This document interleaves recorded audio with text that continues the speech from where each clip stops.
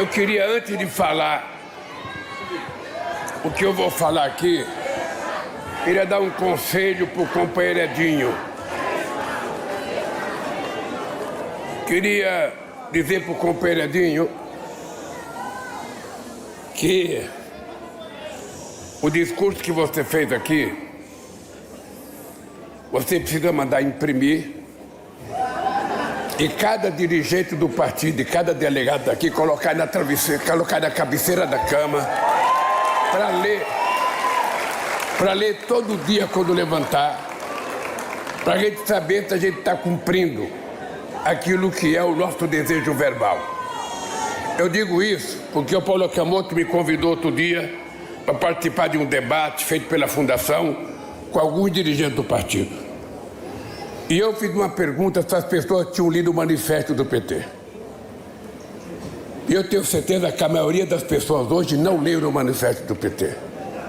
Era importante que cada companheiro lesse o manifesto do PT e colocasse esse manifesto do PT em um lugar bem visível, dentro da sede do partido, dentro dos núcleos do partido, para que ninguém nunca esqueça a razão pela qual nós criamos o Partido dos Trabalhadores.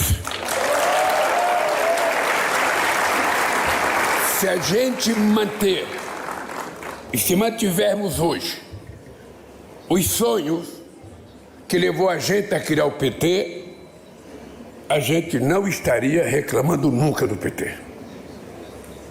Eu mandei colocar aquela fotografia lá para vocês darem uma olhada. Ali, daqueles que ajudaram a fundar o PT, só tem vivo eu, o Olívio Dutra, o Hélio Dolly, que é jornalista aqui em Brasília, o Antônio Cara, que era deputado no Mato Grosso, o Ayrton Soares. O restante, todos já morreram. Todo. Não estou vendo o Paulo Scramove ali. Tá? Mas ali quase todos já morreram. Numa demonstração de que companheiros como Apolônio de Carvalho, que nos ajudou, não está aí também. O companheiro Paulo Freire não está aí. Ou seja, tem muita gente boa que ajudou a gente a fundar o PT que não está aí. E isso, no fundo, era para que a gente não esqueça que antes de nós chegarmos no PT, alguém tinha criado esse partido. Alguém tinha acreditado que nós não seremos nem os primeiros e nem os últimos. Nós teremos apenas alguns que participou dessa trajetória. E lembrar todo mundo que esse partido que muitas vezes nós questionamos, que muitas vezes nós xingamos, que muitas vezes nós achamos que não está fazendo o que precisa ser feito, na história política do Brasil, desde que foi conquistada o direito de voltar para a presidência, este partido ou é o segundo ou é o primeiro. Nós fomos do segundo em 89, o segundo em 94, o segundo em 98, o primeiro em 2002, o primeiro em 2006, o primeiro em 2010, o primeiro em 2014, o segundo em 2018 e o primeiro em 2022.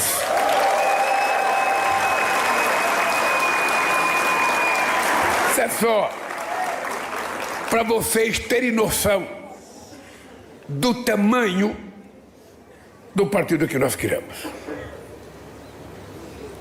E que nós precisamos, daqui para frente, reparar erros que nós cometemos, para que a gente não cometa os mesmos erros.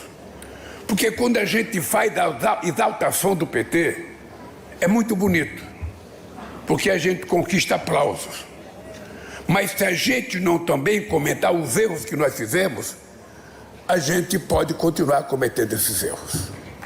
E eu queria dizer para vocês que estou feliz que o companheiro Delube está presente aqui nesta plenária. Estou feliz, acho que o Vacari também está aqui nessa plenária. Acho extremamente importante a volta do Zé Dirceu para a direção nacional do PT. Acho que o companheiro Genuíno deveria estar nessa também. Porque uma...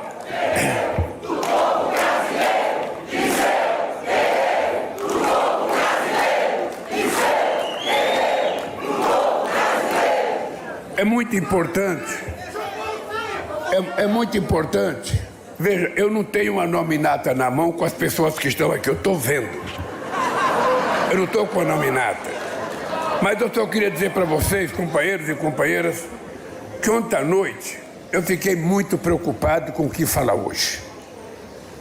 Normalmente, um presidente da República vem num evento desse para dizer o que o governo está fazendo. Normalmente é assim. Mas eu sei que o Haddad já esteve aqui no sábado fazendo uma boa explanação sobre as coisas econômicas do governo. A Gleisi Hoffmann, na fala dela, disse uma série de coisas que o nosso governo está fazendo. E eu, então, fiquei na dúvida se eu ia falar do governo ou se eu ia falar do PT. E eu, obviamente, que preciso falar das duas coisas. Eu quero cumprimentar a minha companheira Janja, a quem eu devo muito nesse momento político que estou vivendo.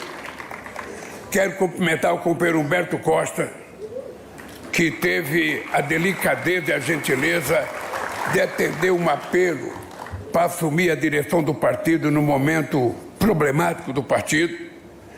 Quero cumprimentar o companheiro Edinho e dizer para o Edinho que coisa interessante, Edinho. Quando a Gleisi foi ser presidenta do partido, que ela foi ser candidata à reeleição, eu conversei com muita gente. E muita gente dizia para mim: ô Lula, você não pode apoiar a Gleisi.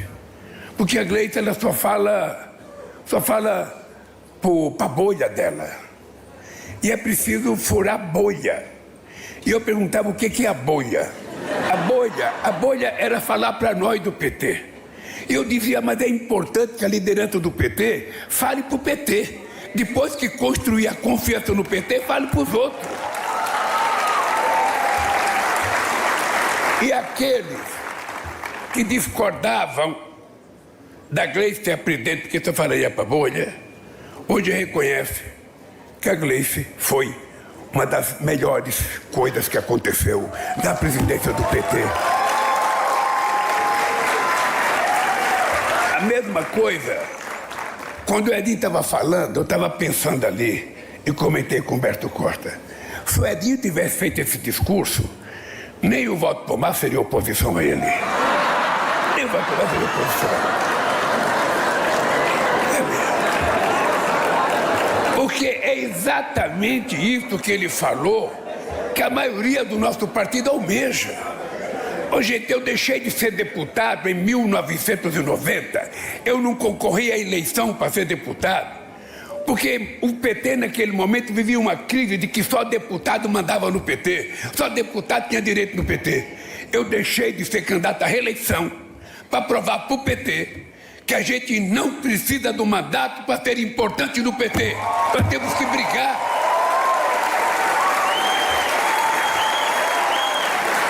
Tá certo que ninguém me acompanhou. Tá certo que eu pensei que ia ter mais gente que me acompanhou, mas não acompanhou. Mas de qualquer forma, eu quero dizer para vocês uma coisa interessante, inclusive aos deputados que estão aqui, às deputadas, aos senadores e senadoras, aos ministros que estão aqui. É muito difícil a gente deixar de reconhecer o valor das pessoas que compõem esse governo. Os que são do PT, os que não são do PT. Muitos deles votaram contra mim nas eleições de 2022. Não trabalharam comigo. Trabalharam contra. Agora, quando a gente tem um resultado eleitoral definitivo, é que a gente tem a radiografia, a ressonância magnética da verdade política. Porque na campanha eu só acho, na campanha eu só acredito, na campanha eu só penso. Mas quando termina as eleições, a gente tem a radiografia fiel do que foi a eleição. E nessa eleição, o nosso partido só elegeu 70 deputados de 513. É muita diferença. Se nós fôssemos bons, como nós pensamos que somos, a gente teria eleito pelo menos os 140 ou 150. Mas não é um defeito só do PT, é de toda a esquerda. Se somar o PCdoB, o PSB, o PT, e vamos colocar o PDT no bolo, você chega a quantos deputados, Gleice? A 140, 130 deputados. De 513. De senadores de 81, o PT só elegeu 9. Essa ressonância magnética política é que norteia as ações políticas do governo. Quando eu tenho que mandar uma medida provisória para o Congresso Nacional, um projeto de lei, eu tenho que mandar sabendo o meu número de votos que eu tenho lá. Eu tenho que saber. E se depender só de nós, a gente não aprova nada. Se depender só daqueles que apoiam a gente também não aprova nada. E a arte da política é que é importante você convencer quem não pensa igual a gente a votar nas coisas que nós mandamos. E muitas vezes na política, vocês acham que é derrota, mas a gente aprovar uma política tributária como nós aprovamos, num Congresso totalmente adverso, e aprovar uma política tributária que estava esperando há 40 anos. Há 40 anos. Nem o MDB, quando tinha 333 parlamentares e quando tinha 23 governadores, conseguiu aprovar uma política tributária. E nós conseguimos a proeza de aprovar essa política tributária.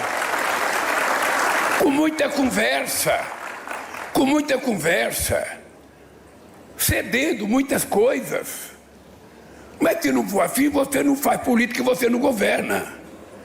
A gente pode ser principista quando a gente é candidato, mas quando você ganha, você tem que cair na real. Senão você não governa. Olha, eu não preciso saber se o presidente da Câmara gosta de mim, se o presidente do Senado gosta de mim. Eu tenho que saber que ele é presidente de uma instituição que deu a ele a legalidade de ser eleito e que, portanto, eu preciso mais dele do que ele de mim. E eu, então, preciso conversar. Eu preciso conversar porque ele ocupa um posto importante. E é essa coisa que nós temos feito. E graças a Deus, muita gente tinha medo que a Gleice assumisse. Veja que engraçado, Gleice. Muita gente, quando eu disse que a Gleice ia ser minha ministra de Relações Institucionais, muita gente achou que eu era louco. O Lula, você está colocando a pessoa que pensa exatamente antagonicamente o que você pensa na relação com o Congresso. Ela critica muito o Congresso. Eu posso dizer, não sei se o Padilha está aqui, não sei, o Jacques Wagner também não está aqui, outros que já foram, posso dizer, com apenas poucos meses na Secretaria, a Gleice será a melhor ministra das Relações Institucionais do Brasil.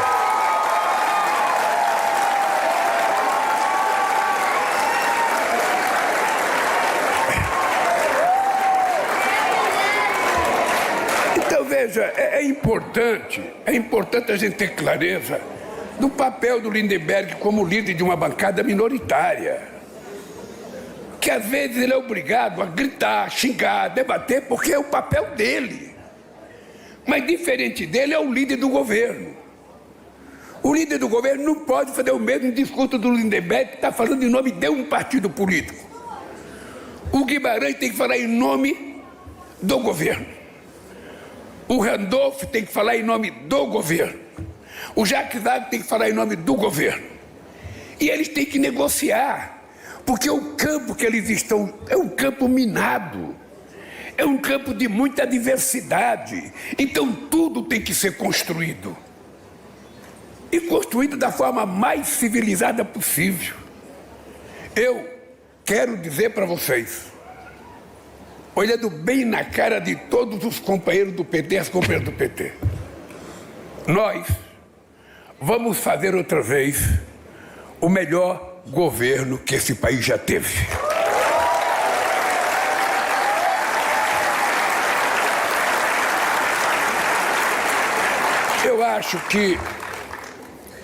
acho que vocês precisam receber as informações corretas diariamente. E hoje é possível receber comunicações diariamente. É só vocês entrar no Comunica BR. Todo mundo tem qualquer informação do PT. Se você, Odécio, ainda mora em Blumenau, que não mora mais, se você mora e que você quiser saber o que tem de médico, de dentista, de Bolsa Família, de pé de meia na sociedade, você vai saber em tempo real. Você não tem que ficar procurando. Entre no Comunica BR. Que todo mundo vai ter da cidade menor à cidade maior. As pessoas não têm noção de quantos pés de meia tem em São Paulo. Tem mais de 400 e poucos mil estudantes recebendo só na capital. Então, se nós não soubermos, nós não temos. Porque é muito difícil para um partido de esquerda, Edinho. É muito difícil. Quando a gente defende vários princípios, quando a gente vai anunciar uma coisa boa, as pessoas estão sempre cobrando, sabe, aquilo que falta. As pessoas nunca agradecem aquilo que conquistou. Sabe, é uma necessidade de mostrar que é mais radical do que a proposta. É uma necessidade, é uma coisa maluca, coisa que o governo não tem que fazer. O governo ele tem que fazer aquilo que pode fazer. Por exemplo, nessa briga que a gente está fazendo agora com a taxação dos Estados Unidos, eu tenho um limite de briga com o governo americano. Eu não posso falar tudo o que eu acho que eu devo falar, eu tenho que falar que é possível falar. Porque eu acho que nós temos que falar aquilo que é necessário. A coisa que me norteia é a frase do Chico Buarque. Eu gosto do PT porque não fala fino com os Estados Unidos e não fala grosso com a Bolívia. A gente fala em igualdade de condições com os dois. Essa que é a lógica da política. E eu, companheiros, nesses 2 anos de mandato, presta atenção numa coisa. Eu já fiz reuniões com todos os presidentes da América do Sul, já fiz reunião com todos os presidentes da CELAC, que são 33, já fiz reunião com todos os países do CARICOM, que são 14. Já fiz reunião com todos os países da África, com os presidentes da África. No congresso deles são 54. Já fiz encontro com toda a União Europeia. Já visitei a Arábia Saudita, já visitei os Emirados Árabes, já visitei o Catar. Já visitei a Etiópia, já visitei o Egito, já visitei a Angola, já visitei a África do Sul.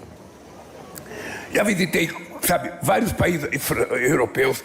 Já estamos concluindo o acordo Brasil, Mercosul, União Europeia.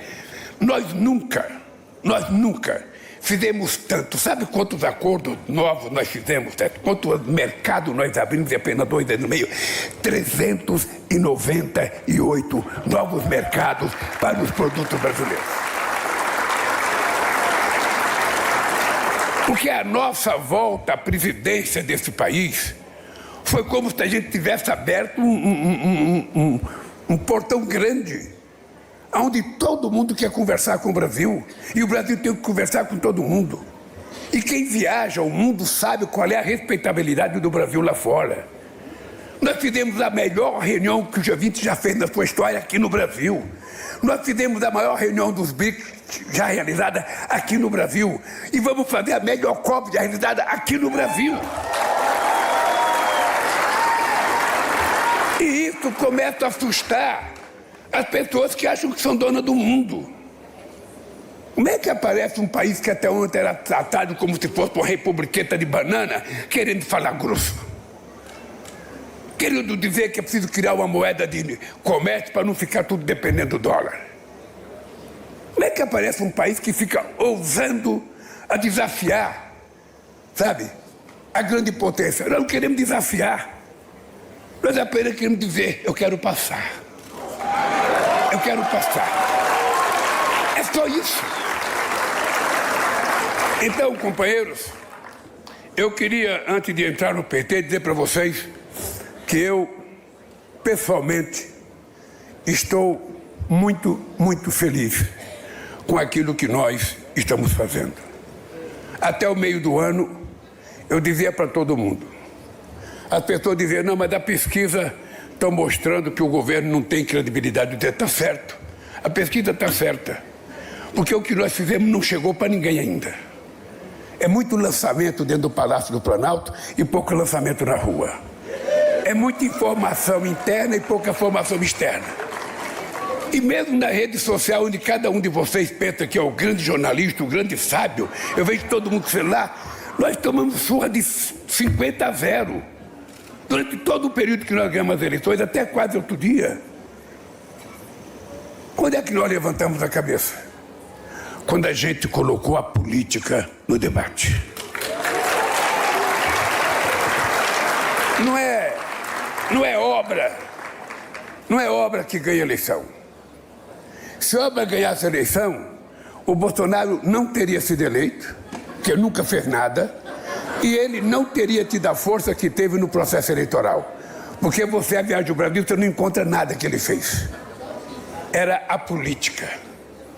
Era a luta contra o sistema. Que ele faz parte do sistema. Mas conseguiu achar que o Lindenberg é o Lula que é do sistema. E conseguiram uma proeza ofensiva contra nós, defendendo coisa que a extrema-direita brasileira sempre teve vergonha. Eu briguei contra o Maluf em São Paulo durante 40 anos. Os malufistas nunca defenderam a ditadura militar. Aliás, é importante lembrar que o Maluf foi o cara que enfrentou o Geisel, quando ele tentou lançar o laudo Anatel. É importante lembrar que ele enfrentou o Geisel quando quase que lançou o Andreasa. Ora, hoje não, a direita tem a cara de pau de defender as torturas do general Ustra. Tem a defesa, sabe, da questão das mulheres, da questão dos negros, dos sindicalistas. 4 anos sem receber um sindicalista nesse país. Tudo isso aconteceu para que a gente aprenda o seguinte, o valor da democracia, que muitas vezes a gente não dá valor. Na vida também a gente só dá valor quando a gente perde as coisas. E todo mundo viu o que aconteceu nesse país em 4 anos. 4 mais 3 do Temer. Quase todas as políticas sociais que nós fizemos desapareceu. A quantidade de mistério, está aí a nossa querida Macaé, sabe? Ministra dos Direitos Humanos, que não foi citada porque não estava sentada aí também, quando a mesa estava apresentando. Ou seja, nós estamos tentando recuperar a civilidade desse país. E ainda, Paulo Okamoto, você que está na fundação, falta muita coisa para a gente fazer. Ou seja, é preciso fazer, sabe, com que o povo compreenda uma narrativa sobre o que é a democracia. Porque a democracia, para o povo, nós temos que ser claro.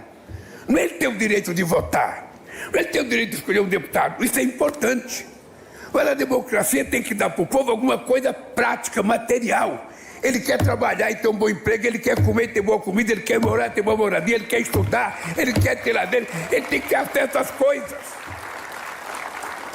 E eu estou muito orgulhoso, meu companheiro Wellington, muito orgulhoso, porque sair do mapa da fome em apenas 2 anos e meio de governo é uma proeza.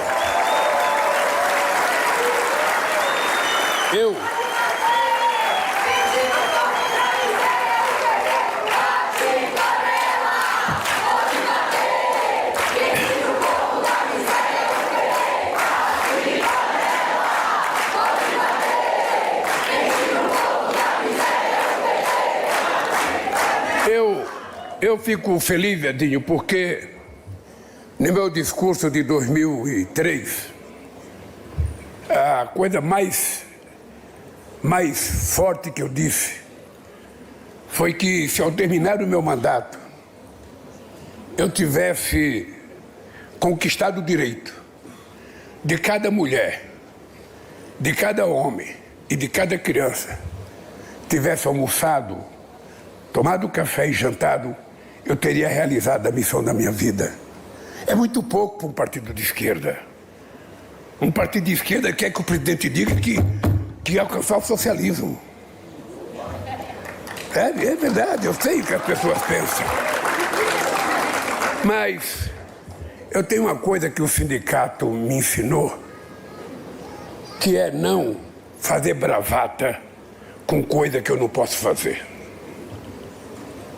Isso torna um dirigente sindical bom e um dirigente ruim. O dirigente sindical ruim é aquele que começa uma greve e depois não tem coragem de terminá-la. Não tem coragem de dizer, gente, vamos voltar ao trabalho. O Chico Vigilante sabe o que eu estou falando. O dirigente sindical é aquele que começa uma greve quando ele quer e termina a greve quando ele quer. Mesmo em adversidade, porque normalmente a gente não consegue. E vocês sabem que é muito mais fácil fazer greve quando o PT está no governo, na prefeitura, no governo do Estado. É muito mais fácil porque eles têm certeza de que o PT não será ofensivo, de que não haverá polícia, de que ninguém será perseguido. É muito mais fácil. Então, a liderança política, Dinho, é exatamente isso, cara. É a gente ter a coragem de olhar para o soldado e dizer, vamos à guerra. Mas esse mesma coragem, você tem que olhar naquela soldado e falar, vamos para a guerra. Essa é a diferença entre um líder e um bravateiro. Entre alguém sério e alguém que não é sério. E é isso que o PT precisa. O PT não pode ter essa divisão que está tendo agora. Eu ouvi dizer que na CNB tem 3, 4 tendências em algum estado. Essas tendências não são ideológicas, não são políticas, são pessoais. E tem que acabar.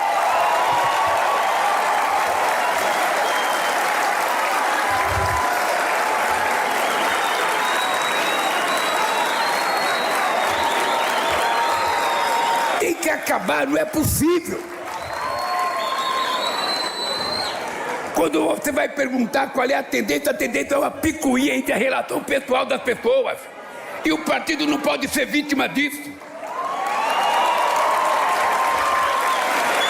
Eu gostei quando você disse, Edinho. Eu gostei quando você disse.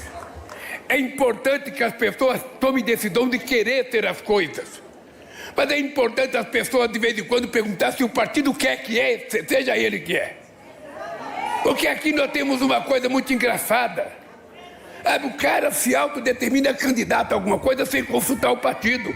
E depois impõe no partido a candidatura. Isso para vereador, para deputado estadual, para tudo.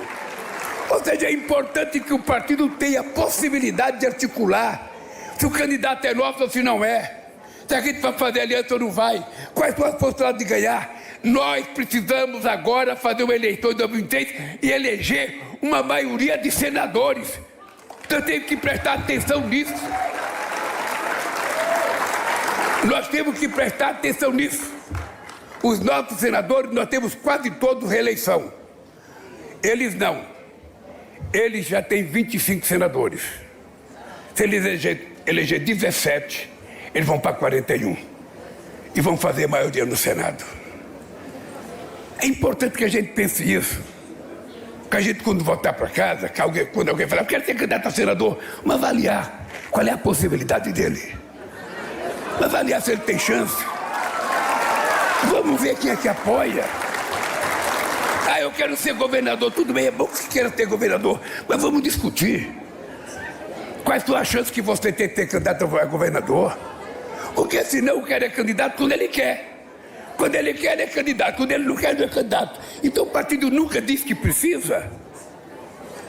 Então, se a gente não fizer isso, a gente não normaliza esse partido a ser o partido que nós criamos, que nós fundamos, para ser efetivamente a representação do povo brasileiro. É preciso mudar o nosso comportamento. Tem gente que trabalha no governo e não paga o PT. Precisa pagar, Gleide.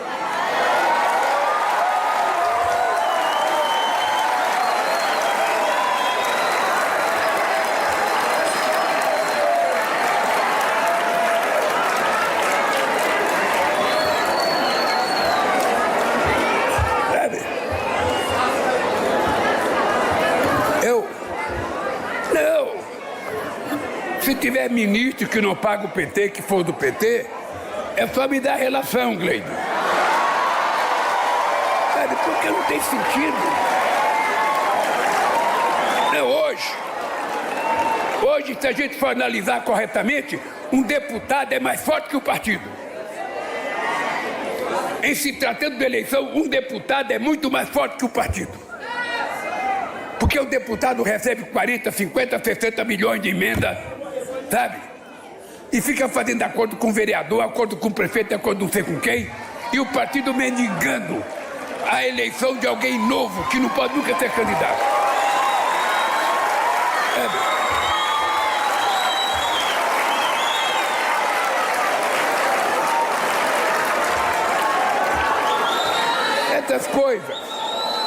Essas coisas é sempre difícil a gente conversar, mas a gente não pode deixar de conversar, porque é isso que vai dar direção ao partido.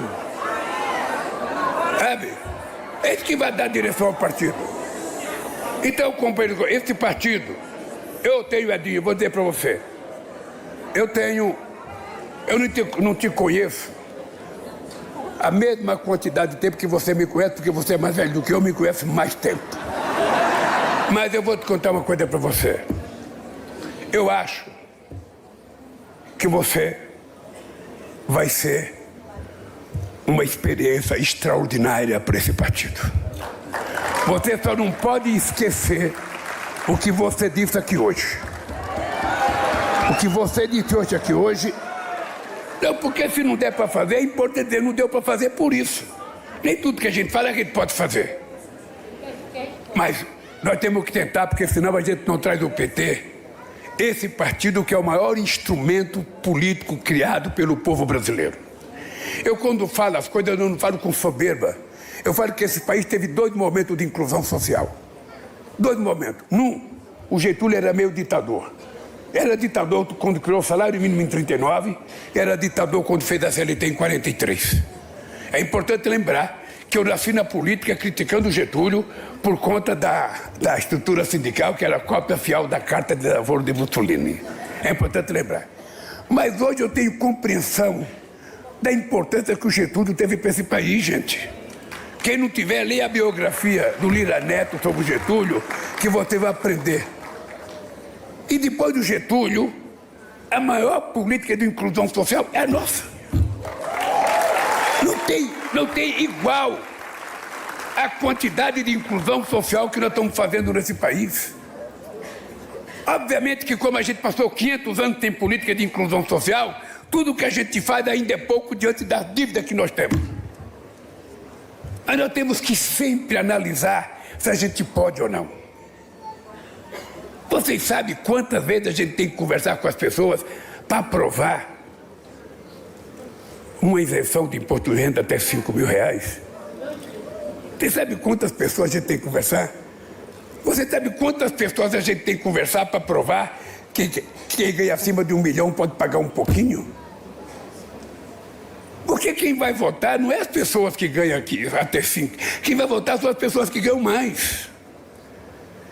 E é toda uma engenharia, um jogo de paciência. Você veja o negócio. Alguns companheiros do PT não queriam que eu vetasse esse aumento de deputado na Câmara. E eu vetei porque não é disso que o Brasil está precisando, gente. Não é disso que o Brasil está precisando. Ora, se tem que mudar para se adequar à pesquisa do IBGE, dentro dos 513, a gente tem que o adequar. Um estado vai perder outro, vai ganhar outro. Qual é o problema? Eu vetei e o Congresso tem o direito de derrubar meu veto. Vamos ver o que vai acontecer. Então, o PT, vocês têm que compreender isso. O PT, com todos os defeitos que a gente acha que tem, ainda é a melhor coisa que nós fomos capazes de criar em 500 anos de país.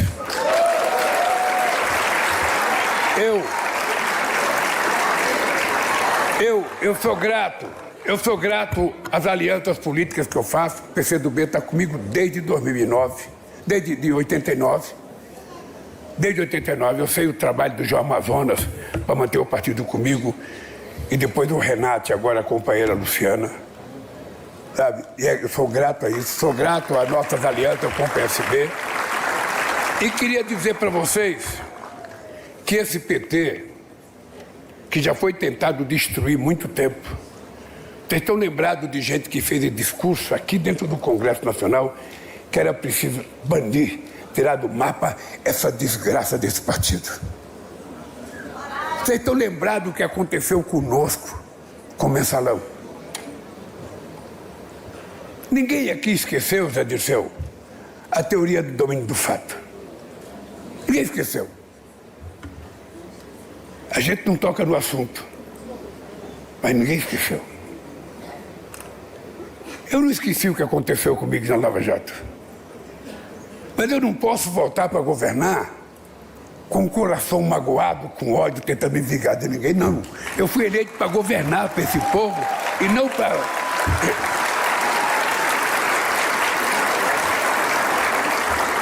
E nós vamos continuar fazendo tudo o que tem que ser feito. Enio, tudo. Tudo que nós temos que fazer, nós vamos continuar fazendo, e tem mais coisa para anunciar ainda. Tem mais coisa boa que nós temos que fazer. E sempre será uma guerra. Nós nunca tivemos a quantidade de recordes nas políticas que nós temos agora. Eu trouxe uma lista, mas não vou ler aqui, porque você tem que entrar no Comunica BR para poder saber também. Você tem que fazer um sacrifício. Você fica com o celular só vendo bobagem, veja um pouco do Comunica BR. Não vou perder meu tempo aqui dizendo isso. Só vou dizer para você uma coisa, Dinho. Você pode ter certeza de uma coisa. O partido nunca será chamado por mim para não fazer alguma coisa, sabe, de críticas ao governo. Eu acho que a compreensão de que o PT é o PT e o partido é o partido, sabe, tem que ficar intrínseca entre nós. Tem que ficar intrínseca entre nós. Se o Edinho tiver que fazer uma crítica ao governo, ele que faça a crítica ao governo. Ele procura o governo e conversa com o governo, que expõe essa crítica. Porque nós também precisamos aprender que às vezes a crítica ajuda a gente.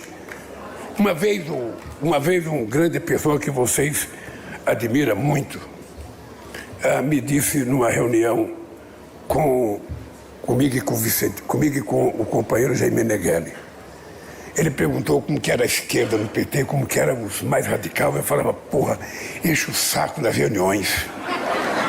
Enche o saco das reuniões, a gente tem que discutir 4 horas, quando poderia ter matado 1 hora. Ele falou assim para mim, Lula, não se preocupe com isso, nunca fique zangado com os radicais. Porque os radicais de esquerda nunca vão conseguir aprovar o que eles querem. Mas eles também não vão deixar você aprovar o da direita. Você vai sempre ficar no caminho do meio, tentando fazer as coisas que é possível fazer.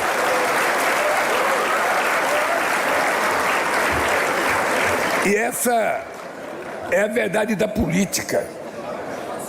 É a verdade de um partido.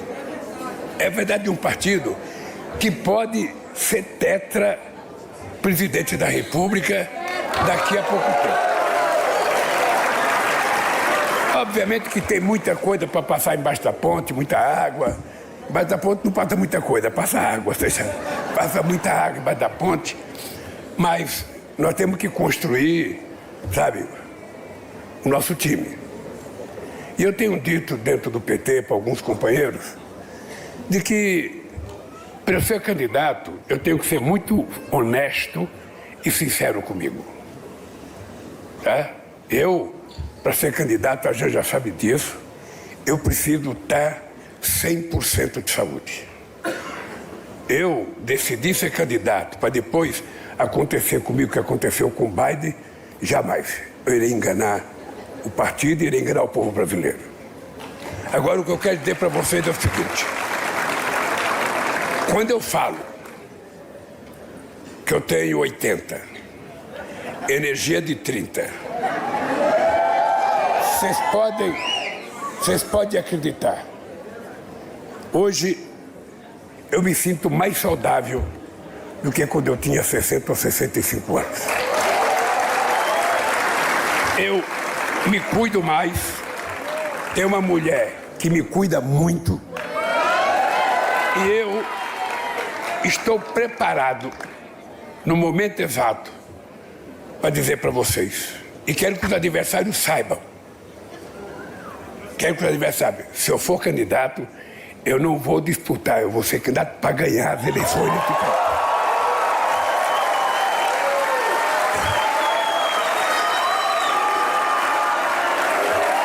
Mas, daqui para frente, o companheiro Edinho tem uma tarefa,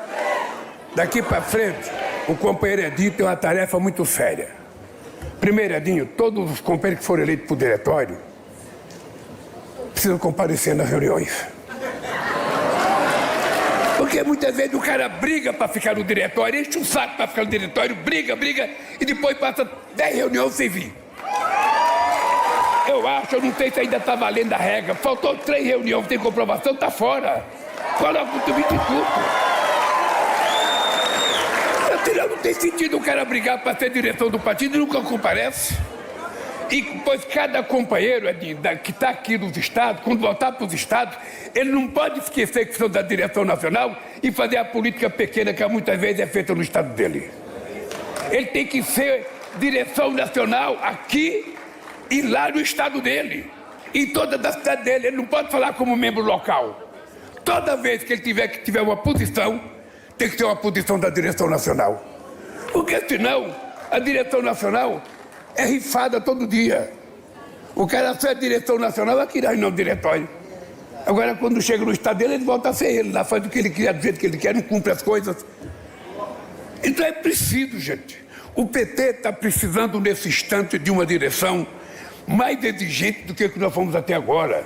O mundo está mais complicado. Enfrentar a extrema-direita era muito fácil quando a gente tinha o Fernando Henrique Cardoso na oposição. Era uma oposição civilizada.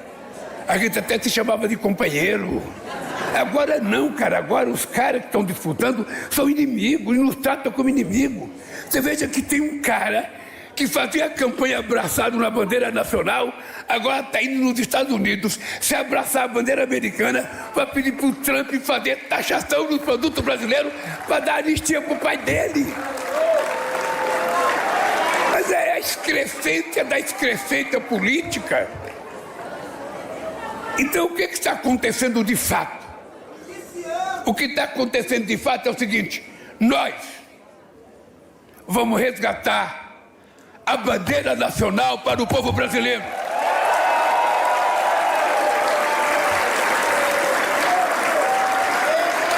Vamos resgatar a camiseta da seleção brasileira para o povo brasileiro. Não é possível que fascistas, nazistas fiquem desfilando com as cores nacional, contando mentira e traindo a pátria. Porque Tiradentes foi traído por Joaquim Tiverio dos Reis. Sabe por que queria fazer a independência de Minas Gerais? Ele traiu um homem. Eles estão traindo o povo brasileiro. Renunciar ao mandato de deputado para ir lá, ficar lambendo as botas do Trump e pedindo para ele taxar o Brasil mais alto, o máximo que puder. E nós vamos dizer, nesse país aqui, a gente tem muito defeito. Mas quem é brasileiro e quem defende esse país somos nós, o povo brasileiro. E disso nós não abrimos mão. Por isso, gente, eu quero terminar. Sem anistia! Sem anistia! Olha, deixa eu dizer uma coisa para vocês sobre esse assunto. Deixa eu dizer para vocês uma coisa sobre esse assunto. O Brasil, hoje, não é tão dependente como já foi dos Estados Unidos. O Brasil tem uma relação comercial muito ampla no mundo inteiro. A gente está muito mais tranquilo do ponto de vista econômico. Mas, obviamente, que eu não vou deixar de compreender a importância da relação diplomática com os Estados Unidos, que já dura 201 anos. Eu não vou esquecer que eles também já deram o golpe aqui, ajudaram a dar o golpe. Mas o que eu quero saber é daqui para frente o que é que eu faço. E daqui para frente eles têm que saber que nós temos o que negociar. Nós temos tamanho, nós temos postura, nós temos interesses econômicos e interesses políticos para negociar. Eu não vou abrir mão de achar que a gente precisa procurar construir uma moeda alternativa para que a gente possa negociar com os outros países. Eu não preciso ficar subordinado ao dólar. Eu não estou falando isso agora, não. Em 2004, nós fizemos isso com a Argentina. Em 2004. Agora, nós queremos negociar. Nós queremos negociar igualdade de condições.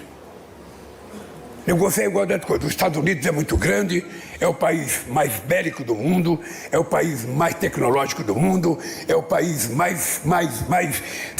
maior econômico do mundo. Mas tudo isso é muito importante. Mas nós queremos ser respeitados pelo nosso tamanho. Nós temos interesses econômicos, temos interesses estratégicos, nós queremos crescer. E nós não somos uma republiqueta. Tentar colocar um assunto político para nos taxar economicamente é inaceitável. É inaceitável. Eu acho que um presidente da República pode taxar o que quiser. Aqui no Brasil, é importante vocês saberem, de vez em quando eu me reúno com o Alckmin, talvez me reúno com a Haddad, para a gente aumentar a taxa de algum produto que a gente importa de algum outro país. E a gente aumenta no máximo aquilo que a OMC permite que aumente 35%. Agora ele extrapolou os limites, porque ele quer acabar com o multilateralismo. Ele quer a volta da negociação, sabe, país com país. Ou seja, você negociar, um país pequeno, negociar com os Estados Unidos, é como um trabalhador de uma fábrica que tem, sabe, 80 mil trabalhadores, negociar sozinho com o patrão. O acordo é leonino, não vai ganhar nada. Então o que nós queremos, na verdade, é o seguinte: nós estamos trabalhando, nós vamos ajudar nossas empresas, nós vamos defender os nossos trabalhadores e vamos dizer o seguinte: olha, quando quiser negociar, as propostas estão na mesa. Aliás, já foram apresentadas as propostas pelo Alckmin e pelo Mauro Vieira. Então é simplesmente isso. Eu vou continuar daquele mesmo jeito. Eu não estou disposto a brigar nem com o Uruguai, nem com o Paraguai, nem com a Venezuela, nem com a Bolívia, nem com a Nicarágua, nem com ninguém. Esse país é um país de paz. Esse é um país, sabe, em que as pessoas querem progredir. Nós queremos crescer economicamente. Nós queremos fazer com que o nosso povo tenha um padrão de vida mais digno, tenha mais estudo, tenha mais cultura, mais lazer. É isso que nós queremos. Nós não queremos confusão. Então, quem quiser confusão conosco, pode saber que nós não queremos brigar. Agora, não pensem que nós temos medo. Não pensem. Eu, companheiro Edinho, quero que você saiba que daqui para frente eu espero que você tenha uma interlocução comigo diretamente e com os ministros que você quiser conversar. Não tem tabu, nem com você, nem com outro partido. Estamos dispostos a conversar. Você deveria ter dito aqui que está propondo, e nós vamos anunciar, a Universidade de Esporte aqui nesse país. E vamos anunciar também a Universidade Indígena nesse país. Para que a gente possa garantir. A Aniele quer ser professora da Universidade de Esporte, porque ela disse que foi jogadora de vôlei. Não tem uma fotografia dela jogando vôlei.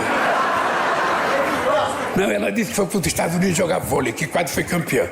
Não tem uma foto dela. A foto dela é criança no Vasco da Gama. Que aquela foto parece mais uma foto de gandula do que uma foto de jogadora de bola. Então, gente, olha, deixa eu contar para vocês uma coisa para terminar aqui de verdade, porque eu já enchi o saco de vocês. Pode ter certeza de uma coisa: eu vivo pessoalmente o melhor momento da minha vida. E vivo politicamente também o meu melhor momento. Pode ter certeza que eu sou um cara otimista, estou muito motivado, mas muito motivado. Eu acho que até já fiquei com menos de 30 anos agora, eu estou com quase 28 anos. Porque a minha tese, a mãe do Edinho tem 80 anos. Eu faço 80 anos, minha querida, 27 de outubro. E você sabe que eu não sou contra a velhice, não. Eu acho que a velhice é um dom de Deus. Sabe? A gente viver muito tempo é um dom de Deus. Agora, a gente viver mais anos não significa que a gente seja velho fisicamente e mentalmente. Quando a gente tem uma causa, não há velhice que chegue na gente. Não há velhice.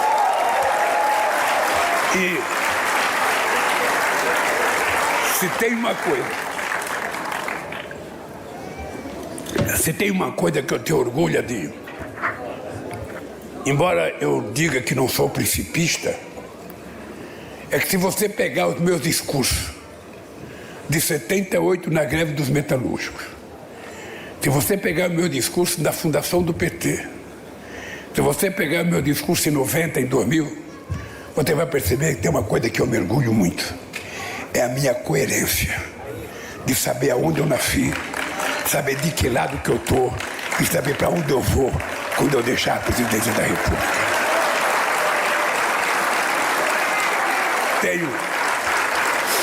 Tenho orgulho e vou contar para vocês uma coisa que eu já contei. Quando eu fui enviar em 2003, era a primeira vez que o Brasil era convidado para participar de um G7. Eu cheguei na reunião, tinha uma sala de vidro, parecia um aquário, e estava lá todas as personalidades grandes que eu via na televisão. Bush, Gordon Brown, não, Tony Blair, sabe, o Prodi da Itália, estava lá o rei da Arábia Saudita, estava lá o Fox do México, estava o Schröder da Alemanha, estava lá todos os grandes presidentes do mundo, e eu falando o que eu vou fazer aí. Aí chega um cara e fala assim para mim, fala pro Sérgio, que não podia entrar ninguém, eu sozinho. Eu falei, porra, o cara falou, não pode entrar ninguém, tem que ser você sozinho.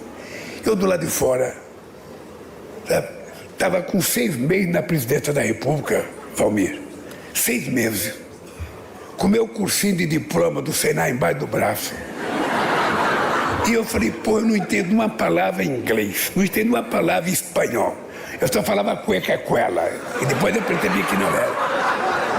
Aí eu fiquei olhando para a cara dele, eu falei assim, pô, aqui, qual desses caras já passou fome? Qual desses caras foi comer pão com 7 anos de idade? Qual desses caras já ficou desempregado? Qual desses caras conhece um chão de fábrica? Qual desses caras já teve enchente na sua casa de 1,5 metros de água dentro da sua casa? Qual desses caras já acordou à noite com rato, barata, sabe, tentando subir na cama? Eu falei, nenhum deles. Sabe, eu aqui sou mais eu. Eu vou entrar, é eles que têm que ouvir. É eles que têm que ouvir a minha experiência e não eu ouvir a experiência dele. E é por isso que eu não esqueço. Eu nunca esqueço de onde eu vim e para onde eu vou. E nunca esqueço. Eu sei que eu dei muito ao PT, mas eu sei que sem o PT eu não seria ninguém. Porque o PT é efetivamente a mola propulsora que me faz ter essa crença. O PT é exatamente um instrumento político que faz com que eu acredite que é possível. E é graças a essa tenacidade de vocês. É graças ao apoio dos companheiros dos outros partidos de esquerda. É graças ao apoio de muita gente da sociedade brasileira que eu acredito que nós nunca mais vamos permitir que alguém de extrema direita, com a cabeça e tendência fascista, volte a governar esse país. A democracia ela exige alternância de poder. É muito importante que tenha alternância de poder. É muito importante que troque as pessoas que governam de quando em quando, porque se a gente ficar muito tempo, também a gente fica viciado fazendo coisa errada. Um ditador começa a surgir depois de muito tempo que alguém fica no governo. Mas é muito tempo que a gente volta a conquistar a democracia.